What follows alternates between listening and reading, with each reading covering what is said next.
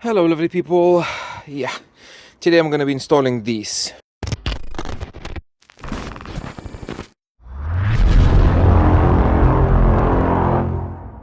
Now if question arises why, because I'm rebuilding this, so literally I have no music, no nothing is playing.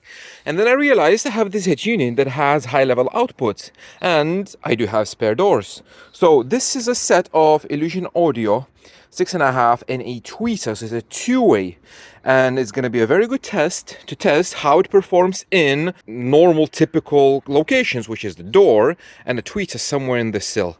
So I have tweeter connected there into the sill, it goes here, and I'm going to put this mid bass in there. And as I mentioned in the overview that I didn't like these connectors, yeah, so in the doors I have these spade crimps that I use for all the speakers that I tested. Plug and play, remove and put them on. And now I have to redo these because I cannot put them on. So yeah, one of the annoying things. And what we're gonna do today, I'm gonna put both of them in the doors and then we're gonna tune typical simple two-way active with this head unit. And lucky for me, being in the UK, it started raining. So yeah, how are these drivers different? This is going to be a very good comparison between a drivers in a extreme price brackets. So this, I did kind of an overview of this one. It's a typical Pro Audio mid-range driver that costs about £20, $25. It's a UK brand GT MR64. And it's a very cheap, exactly the same as you would find with like DS18, DevBounds and all that kind of stuff. Very cheap paper cone, typical like 300 watts. How much is it? It's 80 watts RMS, 160 watts burp power. Yeah, that's all one needs to tell you, burp power. And this is the opposite side of the spectrum. This is Illusion Audio. The set of two-way, which is a 6.5 mid-bass and a tweeter, costs about $1,200. So the price difference between these two drivers is like 30 times. And when I opened them up, I thought there's going to be like a shallow. It looks like a shallow mid-bass, but in reality, when you put these together, it's not a huge difference at all. They're almost the same size. Obviously, the magnet doesn't take up space at all, but height-wise, yeah, this one sticks out quite a lot. So as I mentioned, it's going to be a typical two-way system, and we're going to tune this with this. So this is a joying head unit that has some active functions. So in the settings, we're going to go through all the settings, and in the settings it has, we're going to set it on 4 channels, because if you select 2 channels, only 2 outputs are working, and I will be putting these on high levels, so through the amplifier. And the good thing about this is that in the EQ tab, if you're going to choose complex mode, we have EQ for all 4 speakers plus the subwoofer. So we can use this head unit as a proper DSP. We can EQ each individual channel, and it's going to give us quite a lot of EQ bands. I'm going to show you how I EQ everything. Then with this one, the major settings, we have delay. So we're going to set delay for the mid-bass in the doors and the tweeter in the sill. Gain is the same like channel level you have in the DSP. So we can control individual gains on each channel, because if I'm going to put, even with the time alignment, if I'm going to put the center image in the center, I will need to reduce this tweeter a little bit because it's closer to me. So that's why this is going to be on lower. I did play with this a little bit. And the crossovers. So the crossover is quite interesting. We have band pass for rear and front. So what I did when I connected this, we have 4 channels, remember? So I did the front left for the left tweeter, rear left for the mid bass, and same on the other side. This is for the tweeter and this is for the mid bass. So since all the channels are exactly the same, we can treat this as a typical two-way with 4 outputs. And now again, if we're going to go to the crossovers, rear and front have a ability to be band passed. So for the front, which is the tweeters, the highest it can go is 3.5K, and then we can choose lower crossover. So this is for the tweeter. So if I want to cross my tweeters at like 2K, I can do that. If you have wide bands, you can cross it well, it goes all the way down, so you can cross it at what, 350 or something like that. So if I will be using like the wide bands in there instead of the tweeters, I could cross it at 350 or something, and you have the control of the slope from 6, 12 to 18, 24, and so on. 24 is the biggest one. So since these are crossovers, like very small, 1.5 inch, they're just in there. I just hot glue them in. We're gonna start by choosing the highest crossover, which is 3.5K. And then if we need to, we can try to cross them lower. 2.2 is going to be a bit too low, but we're going to see. We're going to measure with RTA. So this is the high pass. Front low pass is not needed because we don't want to chop off everything. Now the rears are the mid bass. So high pass on the mid bass for now is just, I said 63, but we can go down to 50, 40. So obviously it's going to be too low. However, these, they have quite a lot of X-Max. It is in the door, so it's going to be not ideal, but I think we can cross them quite low, and that quite low, I would imagine, is going to be like 50 or 63 hertz, because for this tune, I'm not going to be using a subwoofer, so it's going to be without a subwoofer. We could play them all the way, but I really don't want it. For now, I'm going to leave it 63 for the mid bass, and the low pass is where they meet with the tweeter.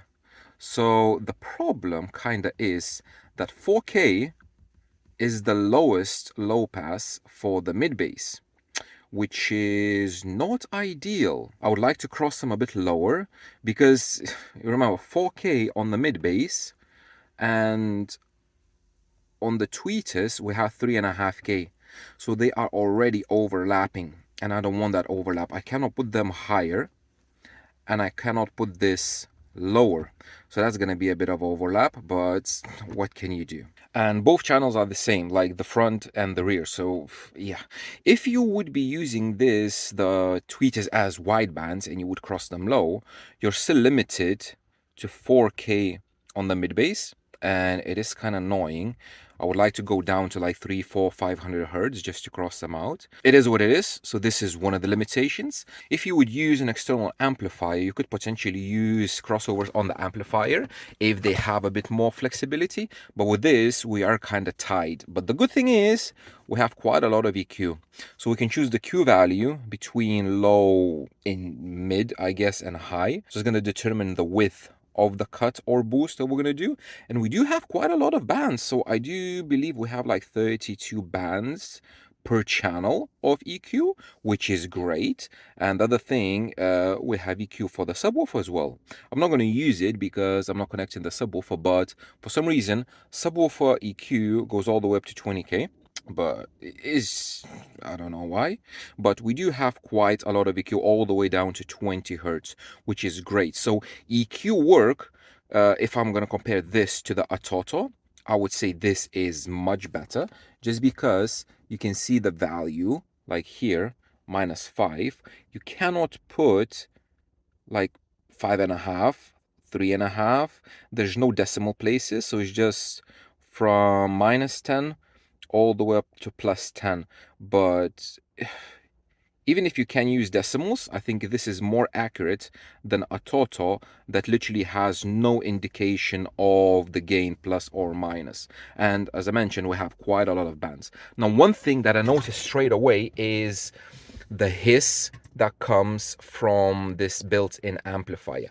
I didn't notice this for the Atoto unit because I didn't use the tweeters. I used only those full range. But now I connected the tweeters, and I'm gonna put the phone microphone next to the grill so you can hear it.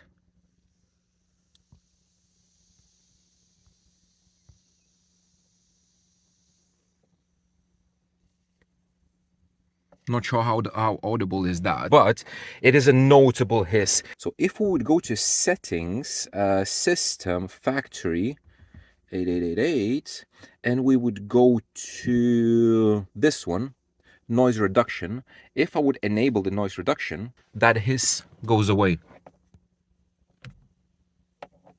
See, there's absolutely nothing. So this noise reduction acts as a, I think it's called noise gate.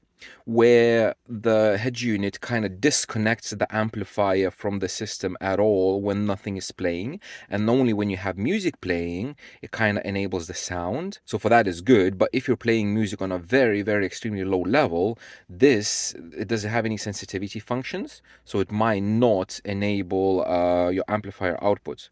But yeah, it is noticeable. Like I'm sitting here now, I can hear the hiss. In traffic, when you're sitting, when the engine is on, when music is playing, you cannot hear it. But the hiss is very noticeable. And as well, when I was testing this, I did notice that the tweeters are playing very, very harsh. Not nice. So they could have some extra energy. I just used to just glue them in the factory locations. They might have some extra energy in the like 3 to 5 kilohertz range. However, I did notice, especially from the measurements of this, I did measure this head unit, so you can watch that video as well, that there is a lot of noise and harmonics in the upper frequency range, and you can hear that the tweeters are not clean at all. I know that is not the tweeters because these tweeters are very, very good and they're super expensive, so I know it's not the tweeters.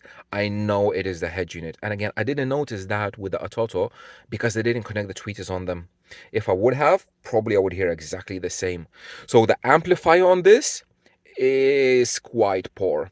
For daily listening is kind of okay, but this is going to be like a typical debate that you have online. What is more important, a quality source or quality speakers with quality install? Because this install is not like perfect, but everything is deadened. This is super stiff, super rigid. It is still a door, and you have super expensive tweeters on very, very cheap and dirty amplification. So now I'm just gonna wait a little bit until the rain stops. I'm gonna put the speakers in and then we're gonna tune it. I'm gonna show you all the measurements and everything, how I tune the system.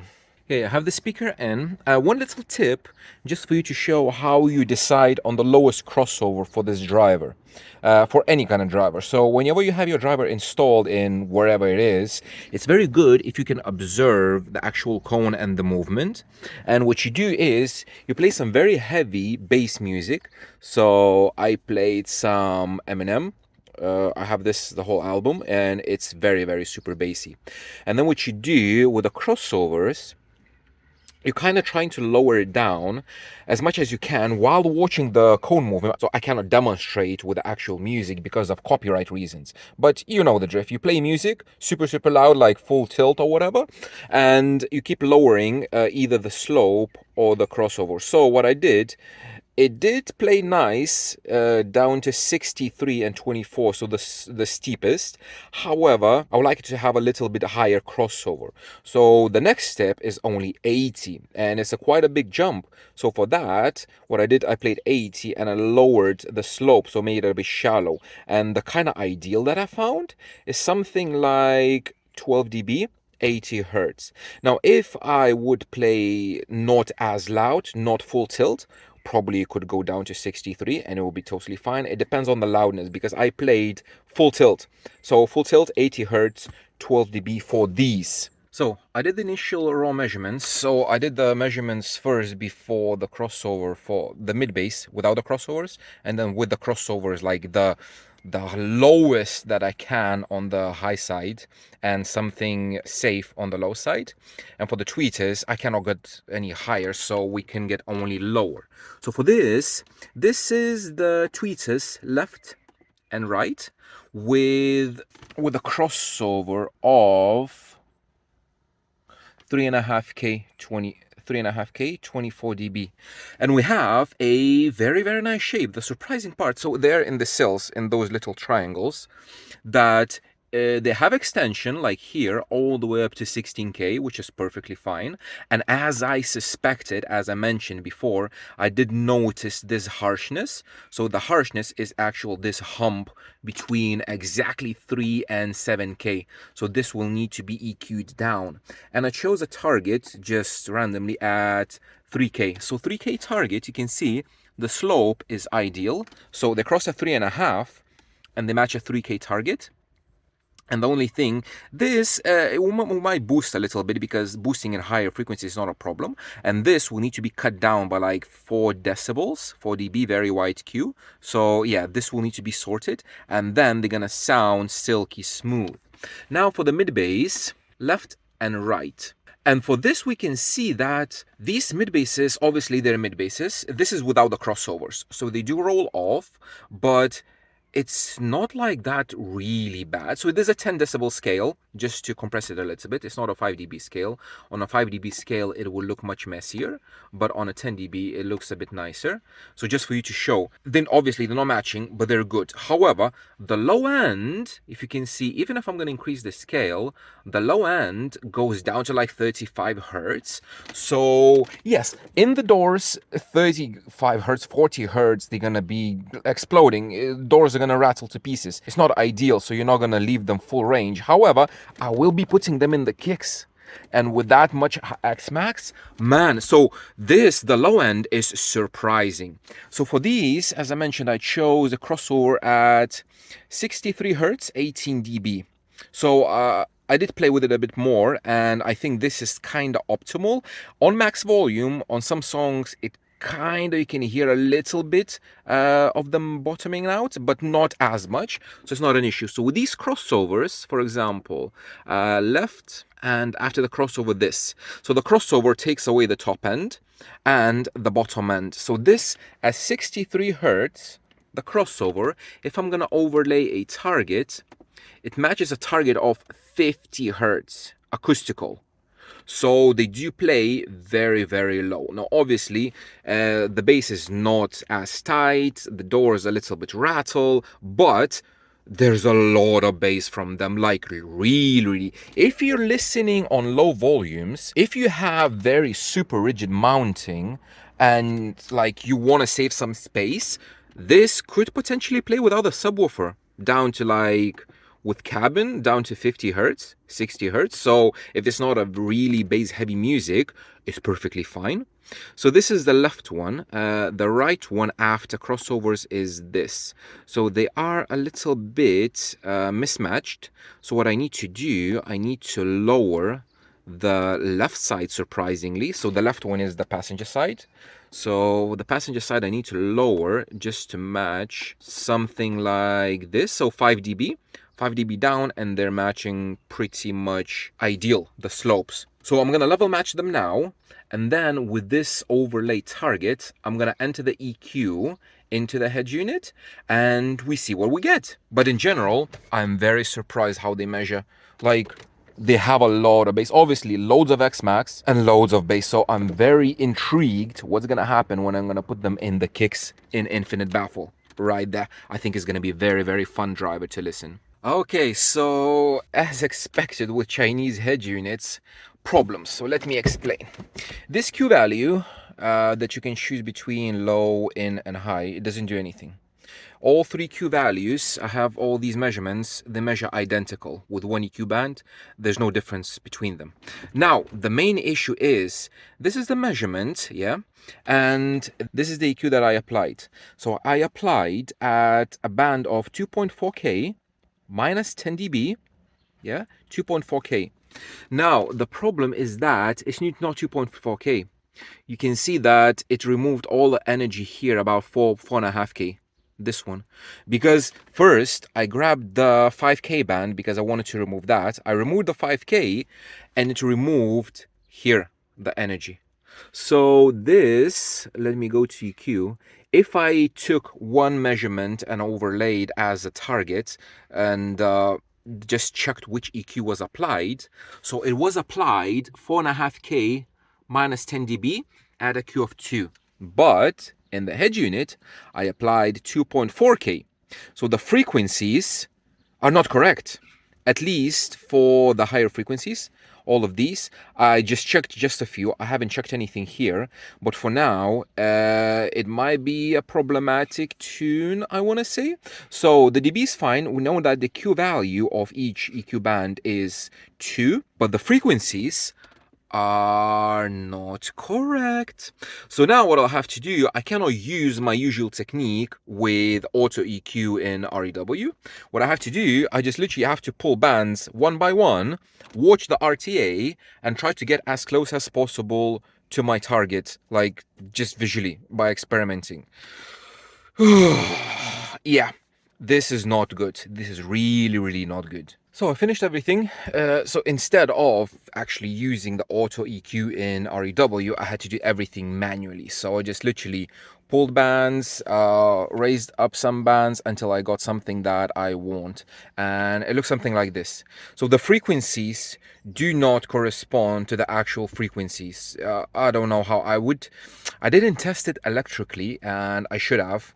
And probably I will test the electrical response and just see what corresponds to what, because it's not the same. But anyway, after like half an hour fluffing around, I did end up with quite not bad results. So let's do this. Left tweeter. You can see I did bring down that peak, but I cannot remove those wiggles because there's no granularity and it's just, yeah, it's a mess. So left, right. They do match quite. Yeah, the top end, especially on the Emma positioning tracks, it does float left and right, so it does bounce back. But I think it does bounce back more due to the tweeters being off axis. So this one fires up the glass, returns. That one fires up the glass. They're not on axis, so that's why. But left and right, they sum very nice like that, and they sum actually really, really nice. I couldn't remove these two little peaks, because if I try to remove one band lower, it just gouges out like this area. If I go one band higher, it removes like this area. So just left it as it is. Then left bass. So I did left quite a lot of energy here, so it's going to be a more mid bass. The doors don't like it because the doors actually vibrate at these frequencies, but it gives that like fullness feeling in the music. However, yeah, the doors don't like it. I want that rise from like 200 and up, but it's not for the doors, it's for the kicks. Left, right. You can see right one, cancellation, because it is driver's side no, so you cannot do anything else. For the passenger side, you have this one. It's due to the center console, and again I boosted a little bit, but doors, and again they sum all the range, they sum above. So you can see it doesn't look like it's some plus 6 dB, because one response is higher than the other and just mix and match. Yeah, it's not nice. But so these both mid basses and both tweeters and all of them playing together, it looks like it's not summing here. It might be due to the time alignment, but I think it's due to the fact that like the mid bass has a little dip here and it has quite a lot of energy here. And the tweeters, I couldn't remove this energy. So when they sum, you have quite a big peak like in this area. And this is a little bit of a valley, but it's fine. If I'm gonna apply some smoothing for this, let's go for 1/3, just like that. It's not bad. Like, I wouldn't say there's a lot of missing energy. It's definitely much better than using passive crossovers, because with the passive crossovers, you cannot time align the tweeter with the mid bass, and you're losing a lot of control with the levels especially as well. So with the levels, let me just show you. So EQ is this, levels, gain is this. So the weakest link in mine was this door, the driver's side. So I had to lower the passenger and I had to drop the tweeters, as you can see, by 4 dB because they were playing way too high. And with delay, 1.3 milliseconds on both sides, because they are same distance one to each other, so there's no. And for those, it's kind of fine. I mean, it's not perfect, but it's fine, because those are as well kind of the same distance from the listener. But yeah, this is the house curve. Now, how does it sound? The top end, very, very top end, is shit. Not because of the tweeters, because of this amplifier. The built-in amplifier on this, on the higher frequencies, is really, really bad. When you're listening to the AMA track and the positioning, and you have that bell at the very, very top, it's distorted. That bell is, I never heard it so distorted in any system on any amplifier before. It's like it's really bad. The bass that these provide is amazing. Like, I went through a lot of tracks, and with this like rise, yes, it does rise. Well, we have 80 hertz bump, so it does give a lot of that mid bass. The kick is not, obviously, it's not the same like with the mid bass being in the kicks, because the door flexes and vibrates, so it's not as tight, but the energy is there. So it's, even if it's not tight, it's kind of loose, that bass, but it's a lot of bass. And surprising, this head unit, if I run it full tilt, it's not distorting, especially the bass, the lower frequencies. It's full tilt, everything is fine. Obviously, the volume, it needs more, and I did notice that these mid bass, they gonna be very insensitive, and they need a lot of power. But I think when I'm gonna put them in the kicks, like in IB kicks, they gonna kick ass. I guarantee that. I really, really looked forward to this. But that is gonna happen probably next week or whatever. I'm gonna finish the boot build. But in general, mid-range sounds like, okay, it's okay, just because the crossover frequency is 3K, kinda 3.5, 4K, so it's quite high for a two-way system, and it's not like very, very condensed, so it's a bit like wide image, because that's what you expect from a two-way. And this is my experience with the two-way as well. When I tested the Alpine two-way, it was exactly the same. When you have a three-way, when you have mid bass crossed much lower, the center kind of condenses much more. It is in the center. The high frequencies bounce back and forth, and I do believe this is due to the aiming, because they're aimed towards one each other, basically. If I close the door, I think it's aimed something like maybe that way, but it's definitely not aimed towards me. If it would be aimed towards me, probably the results would be much better. But it is a two-way, so it has its own limitations. But this built-in amplifier is bad. It's like, for sound quality, is really, really bad. And not surprised, because again, people buy this for the optical out, for the digital out, go into the amplifiers. But for now, for a week, for 2 weeks, until I'm gonna rebuild everything in the back, this is gonna be my daily listening. But yeah, I'll have to suffer through this. So if you want to buy super expensive speakers and put them on $200-300 head unit with a built-in amplifier, just don't bother. It's really, really not worth it.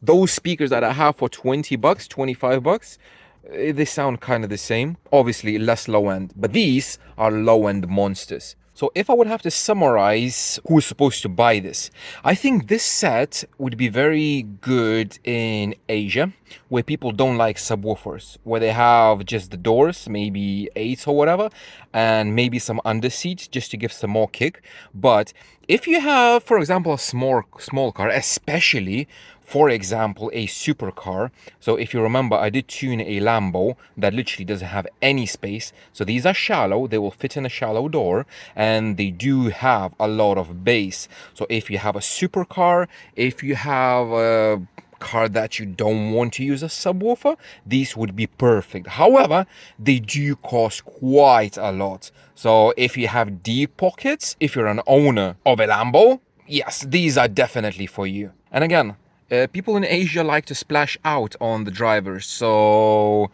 I think it's very good for Asian market or Americans that have quite a lot of money. I would want to say these would be great in a van where you don't have space for the subwoofer, but come on, $1,200 for a speaker set in a van? No, that's not gonna work. So yeah, that's pretty much it. This is my tuning session with Illusion Audio mid-bass and tweeters two-way and enjoying head unit on high level outputs. Thank you very much for watching, guys, and I will see you in the next one.